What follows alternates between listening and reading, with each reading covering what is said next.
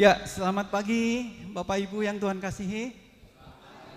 Wah, senang bertemu kembali dengan semua yang hadir di tempat ini. Apa kabarnya? Luar biasa ya.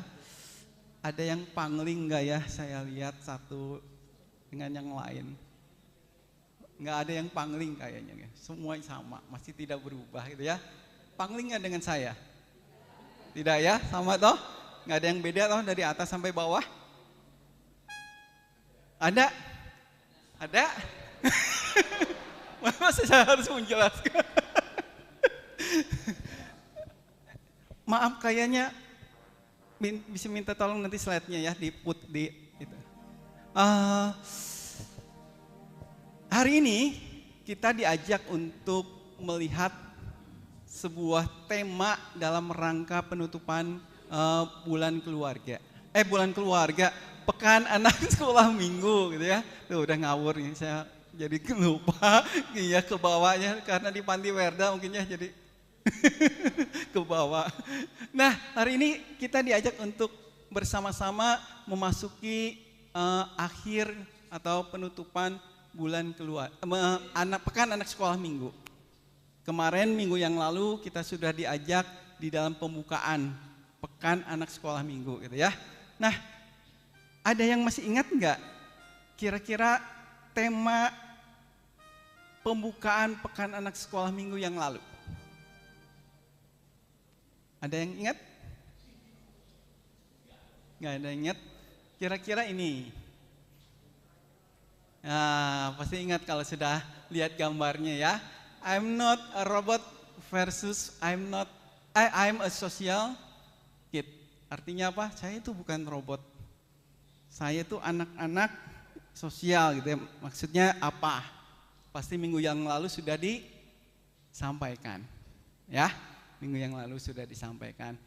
Ada yang masih ingat kira-kira apa yang membuat dua versi ini diangkat di dalam khotbah pembukaan pekan anak sekolah minggu kemarin? Ada yang pernah enggak suatu waktu Bapak Ibu atau saudara-saudara membuka sebuah aplikasi lalu ada muncul pesan I'm not robot, nah ya, dicentang ya, nah itu ternyata saya lihat oh iya mungkin bisa jadi terinspirasi dari itu. Dari sana maka kita diajak untuk melihat satu realita di dalam kehidupan kita yang mempertemukan, yang membandingkan dua kondisi itu. Dan setidaknya itu disadarkan bahwa kita ini memang bukan robot, anak-anak kita bukan robot gitu ya. Tuhan menciptakan kita bukan sebagai robot, tapi manusia yang punya status sebagai makhluk sosial. Tapi betul nggak kita ini bukan robot? Nah nanti kalau nggak salah, tidak salah minggu yang lalu mungkin diajak untuk mempertanyakan pada diri kita. Betul nggak saya ini bukan robot? Kalau saya bukan robot, lantas apa? Gitu ya. Nah, kalau menurut Bapak Ibu, saudara-saudara, betulkah kita ini manusia yang punya status sosial? Yakin? Iya, harusnya iya. Karena memang kita dikatakan adalah homo socius. Sebagai homo socius tentunya manusia yang selalu membutuhkan kehadiran yang lain. Manusia yang selalu berinteraksi dengan yang lain. Dan itu disadari atau tidak, itu ada. Dan itu menjadi bagian dari manusia yang punya status homo socius. Gitu ya. Karena memang sebagai homo socius kita punya kemampuan yang Tuhan berikan, yaitu kemampuan beradaptasi. Kalau manusia tidak punya kemampuan beradaptasi, maka apa jadinya? Ada yang sering pindah-pindah tempat tinggal enggak? Pindah satu waktu di kota A, pindah ke kota B, pindah ke kota C. Ada? Atau saya mah enggak, tetap aja di Cilacap sepanjang hidup saya, sepanjang hayat di kandung badan saya selalu ada di Cilacap. Ada? Saya yakin pasti adalah yang sering pindah-pindah ya. Nah, nggak mungkin, kecuali memang bagi yang stay di sini ya. Tapi saya yakin juga pernah suatu waktu sehari 2 hari piknik atau ya ke kota lain. Kenapa masih bisa hidup? Karena punya kemampuan untuk beradaptasi. Di lingkungan ini saya harus beradaptasi di lingkungan yang baru agar saya bisa bertahan hidup. Gitu ya. Itu yang kedua. Yang ketiga, kita sebagai makhluk sosial ya punya kemampuan untuk memenuhi kebutuhan hidupnya. Dan oleh karena itulah sebagai makhluk sosial kita juga sebagai makhluk ekonomi.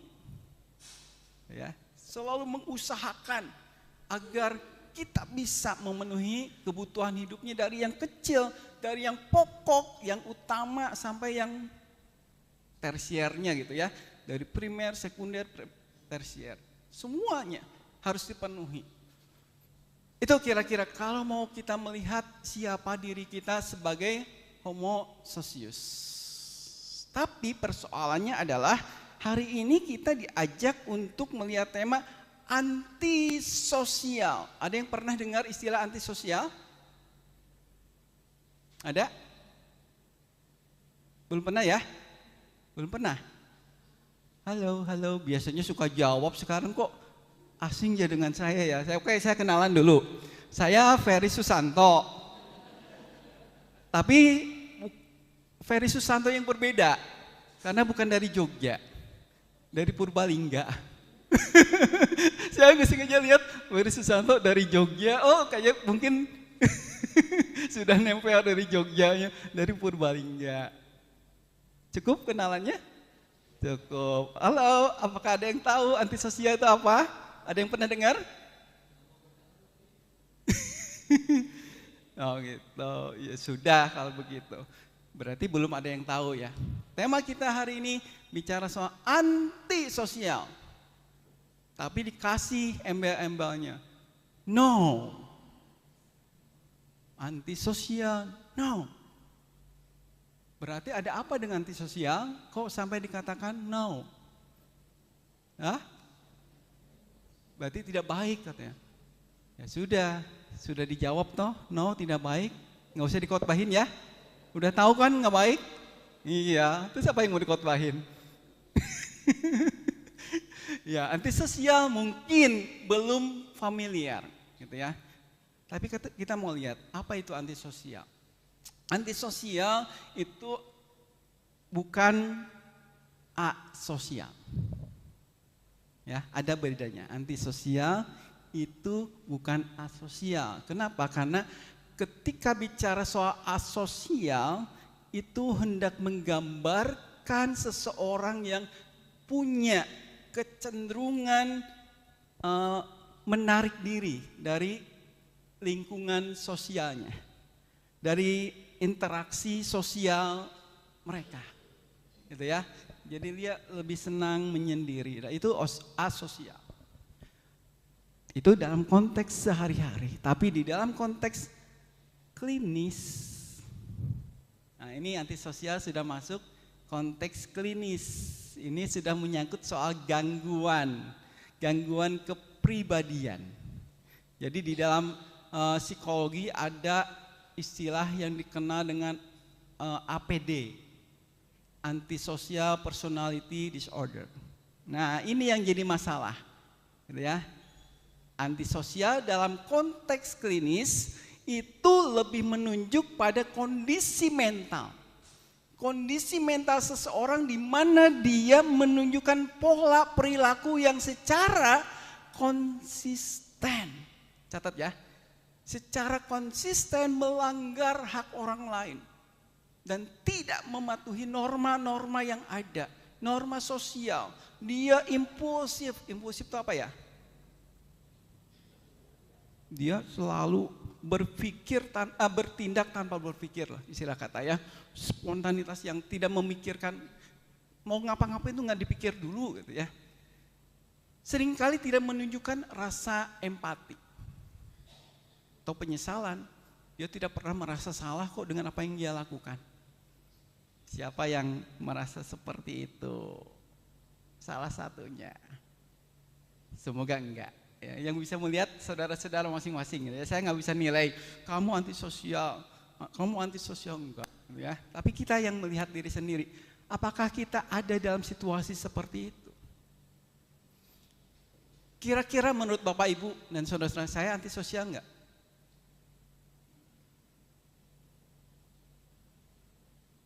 Kalau menurut pengertian itu, saya antisosial enggak? Kelihatannya. Nggak berani. Nggak berani, iya. Coba kita lihat. Kalau saya tampil di sini, saya tampil tanpa sepatu, ya. Enak sekali, saya baru kali ini kayaknya seumur hidup, sepanjang saya berkhotbah di mana-mana, baru kali ini berkhotbah dengan enaknya tanpa sepatu. Ada yang berani nggak Pak Pendeta Konsalman, pernah nggak khotbah di sini tanpa sepatu? Saya lebih berani dari Pak Pendeta Konsalman ya. Itu. Kira-kira saya antisosial nggak kalau merujuk pada pengertian itu? Antisosial. Ya, berarti Pak Ferry nggak pakai sepatu melanggar norma aturan. Saudara, apa yang saudara pikirkan ketika saya keluar tanpa sepatu? Jangan-jangan Pak Ferry sepatunya tadi ketinggalan loh di mimbar ketika dibuka. Rusak. Kemarin saya karena Pak Handi yang ada di sini di rumah Pak Edi sempat ditanya saya, Pak Ferry bawa sepatu enggak? Ingat ya, Pak Ferry bawa sepatu enggak? Nah kebetulan nih ada Pak Handi untuk menjawab, saya tidak bawa sepatu nih Pak. Karena katanya ada pendeta yang lupa bawa sepatu. Sampai cari-cari dulu. Karena menurut norma sosial kan seharusnya ya pakai pakaian rapi lah kalau mau khotbah gitu ya. Mau memimpin tuh harusnya tampil di banyak orang ya yang rapi gitu ya. Nggak punya sepatu ya diada-adakan, dicari gitu ya. Biar tidak jadi omongan orang. Masa mimpin nggak pakai sepatu gitu, nyeker gitu ya, seenaknya sendiri, maunya sendiri, aturannya kan nggak seperti itu. Manusia sebagai makhluk sosial memang dilingkupi oleh norma-norma sosial yang memang harus dipatuhi, gitu ya. Betul. Kita tidak bisa seenaknya saja, semaunya sendiri, nyaman-nyamannya sendiri, enggak. Kita juga harus melihat rasa orang lain, bagaimana perasaan mereka. Nggak ada kan di sini yang kekawinan, kondangan, nggak pakai sepatu? Nggak ada ya? Nggak ada. Sebisa mungkin akan diusahakan dapat pakaian yang pantas untuk dipakai, gitu ya. Sepatu yang pantas dipakai. Semua akan diperhatikan dari ujung rambut sampai ujung kaki agar tidak menimbulkan omongan orang lain. Itu kan kita selalu menghindari itu ya. Itulah makhluk sosial, perlu diakui. Semua orang pasti akan merasakan itu. Maka antisosial ada sebuah perilaku di mana mencakup tindakan yang bertentangan dengan norma-norma yang ada di masyarakat. Nilai-nilai sosial yang dapat merusak keharmonisan di dalam masyarakat. Itu kira-kira antisosial yang saya coba bagikan. Jadi jelas, kalau menurut pengertian ini, tema kita bisa mengatakan no karena ini. Karena memang perilaku yang seperti itu merusak keharmonisan di dalam masyarakat, gitu ya. Meskipun memang di dalam setiap masyarakat tuh punya aturan yang berbeda gitu ya. Tapi mari kita menghargai. Orang yang tidak menghargai norma-norma, nilai-nilai yang ada yang berlaku di komunitasnya bisa jadi dicap kamu antisosial. Ya. Entah dari perilaku, entah dari perkataan, entah dari apapun orang bisa menilai ke sana. Nah, jadi pertanyaannya adalah lantas kalau antisosial no, maka apa yang harus ditunjukkan? Sikap perilaku apa yang mesti kita hidupi? Ada yang namanya prososial. Pernah dengar prososial? Belum pernah dengar juga ya? Oke, nggak apa-apa. Kita belajar hari ini. Prososial adalah kebalikannya dari antisosial, gitu ya. Kalau antisosial tadi dijabarkan sebuah perilaku yang tidak berempati, gitu ya, dan sebagainya. Tapi prososial menunjukkan perilaku yang empati. Dia bisa memposisikan dirinya dengan posisi orang lain. Dia bisa menempatkan dirinya dimanapun dia adanya. Dia bisa memahami orang lain, ya. Tidak mementingkan dirinya sendiri, tidak semaunya dia sendiri. Kalau prososial lebih melihat bagaimana perasaan orang lain ketika saya ada bersama mereka. Gitu ya. Lebih jelas ya perbedaannya ya. Nah, tapi prososial pun ada macam-macamnya. Yang pertama adalah prososial dengan tipe proaktif. Ada juga prososial dengan tipe reaktif. Dan ada juga prososial yang altruistik. Apa itu? Nah, tipe proaktif itu biasanya bisa dilihat dari tujuannya. Baik proaktif maupun reaktif itu tujuannya hanya pada diri saya sendiri, untuk menguntungkan dirinya sendiri. Misalnya gini, saya mau bergabung dengan, karena saya lihat cool nih, saya bergabung dengan cool, agar saya tidak tidak diperhatikan oleh yang lain, kan? Saya kan usianya sudah masuk usia cool misalnya ya. Atau saya mau gabung dengan majelis jemaat, aku mau jadi penatua. Gak apa-apa, agar aku dipandang apa gitu ya. Itu kan ada motivasinya ya. Nah, itu ada tujuannya untuk menguntungkan dirinya sendiri. Saya ikutlah dengan si A agar saya tidak dimusuhi. Nah, itu tipe reaktif maupun tipe proaktif.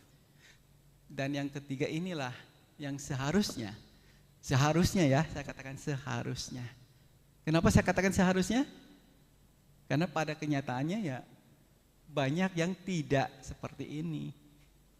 Prososial yang tanpa mengharapkan imbalan apa-apa, tanpa embel-embel apa-apa.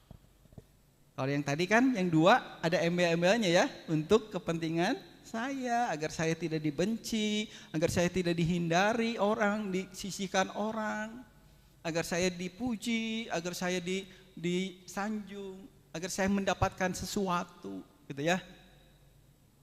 Nah, oleh karena itu Bapak Ibu dan saudara-saudara yang dikasihi Tuhan, maka pilihan kita adalah mau jadi orang prososial yang mana? Itu saja yang sudah menjurus. Karena antisosial tadi no. Sekarang prososial, tapi prososialnya yang mana yang kita pilih? Dari tiga itu. Nah, ya. Nah, lantas apa sih keuntungan prososial? Ternyata di balik perilaku prososial itu disadari dan tidak disadari mood kita lebih baik, menjadi baik, gitu ya. Lalu dapat dukungan sosial, bisa mengurangi stres karena tadi ada dinamika yang terjadi Saya berinteraksi dengan komunitas A, saya berinteraksi dengan komunitas B, secara tidak langsung itu ya membuat kita semakin apa ya? Ada dukungan gitu, punya teman. Stres pun terkurangi daripada bengong sendirian ya. Stres mikir ini, mikir itu, mikir ini. Tapi kalau saya ada di tengah-tengah komunitas, saya bisa jadi terhibur gitu. Bisa ketemu dengan si A, si B. Lantas apa yang mendorong kita untuk prososial ini? Sebetulnya tidak lebih dan tidak kurang seperti yang tadi ya. Ingin dipandang baik, malu lah kalau tidak melakukan ini dan itu. Ada pencitraan. Itu biasanya menjadi pendorong kita menjadi orang-orang yang prososial. Tapi ingat Bapak Ibu, ternyata ada satu faktor yang menjadi penghambat kita menjadi orang yang prososial, yaitu bystander effect. Apa itu?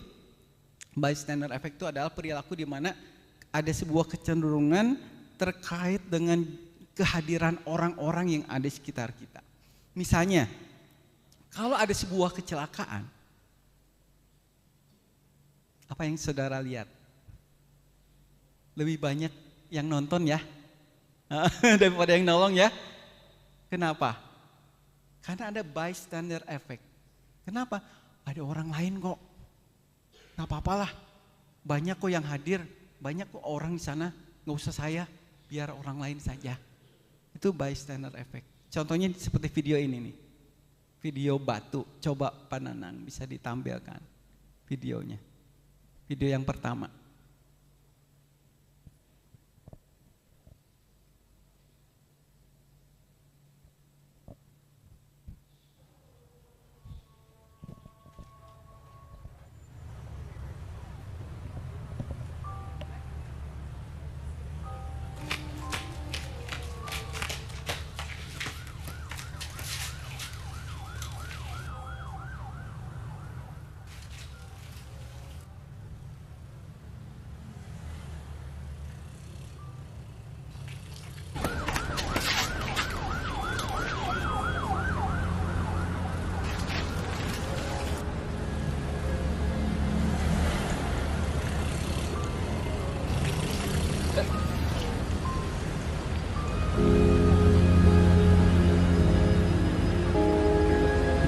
Ada yang bisa menangkap kesan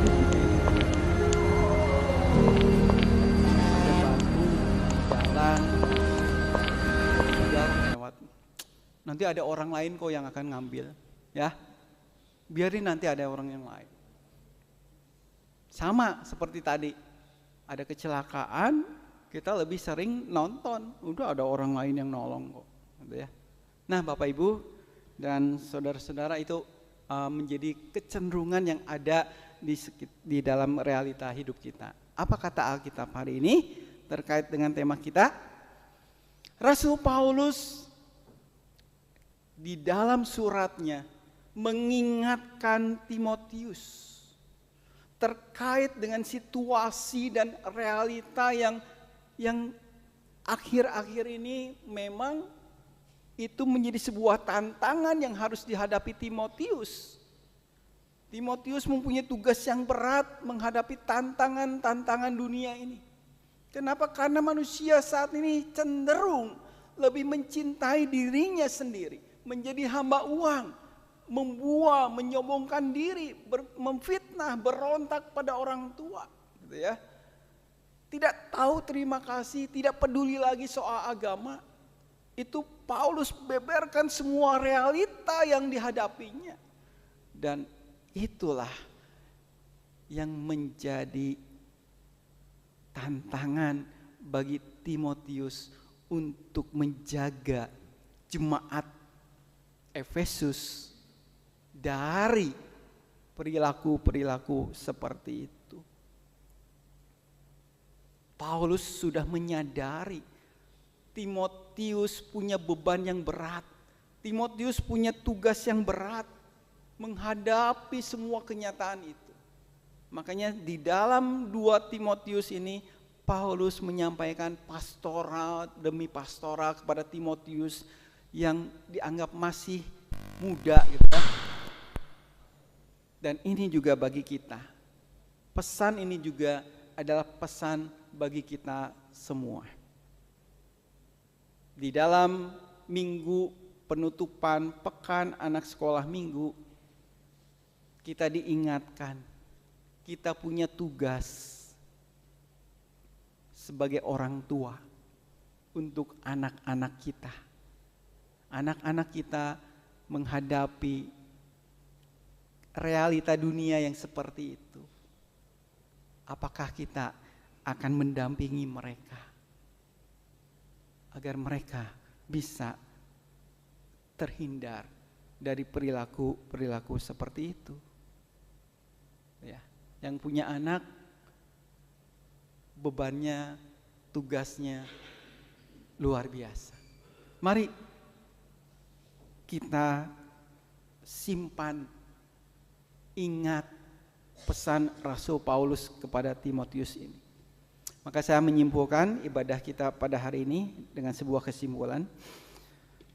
Mari kita tumbuhkan kesadaran bahwa kita adalah ciptaan Tuhan sebagai makhluk sosial yang dilengkapi dengan berbagai kelengkapannya. Ada rasa empati yang sudah Tuhan tanamkan sebetulnya di dalam diri kita.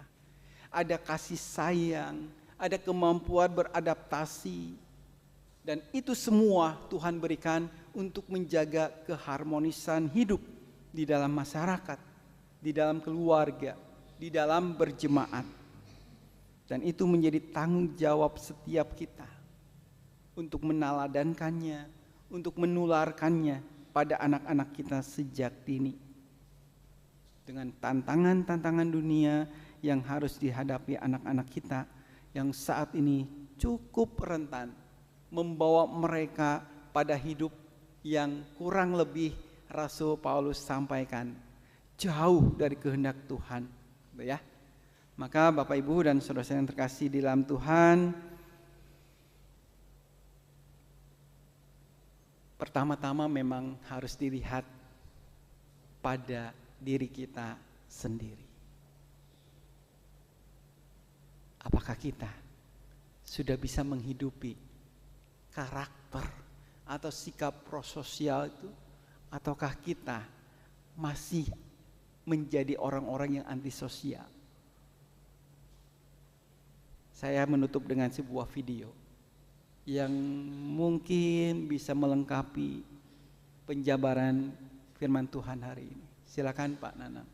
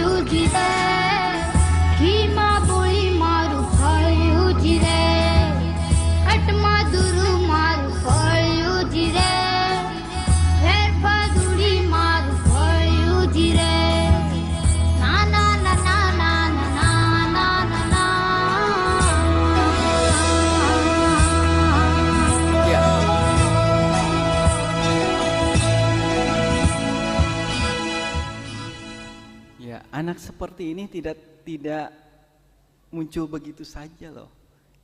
Saya rasa ini didikan dari keluarga, gitu ya. Dari kecil, sejak dini kita tanamkan karakter-karakter yang berempati pada orang.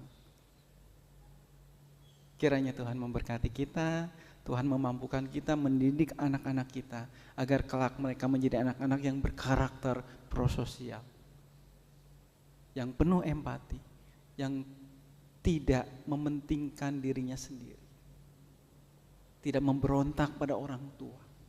Seringkali orang tua saat ini seringkali dibuat pusing katanya dengan anak-anaknya. Dinasehati satu kata, baliknya berapa kata? 10 kata gitu ya. Itu. Semoga itu yang menjadi harapan kita. Anak-anak kita kelak menjadi anak-anak yang penuh dengan karakter berempati. Tuhan Yesus memberkati. Amin.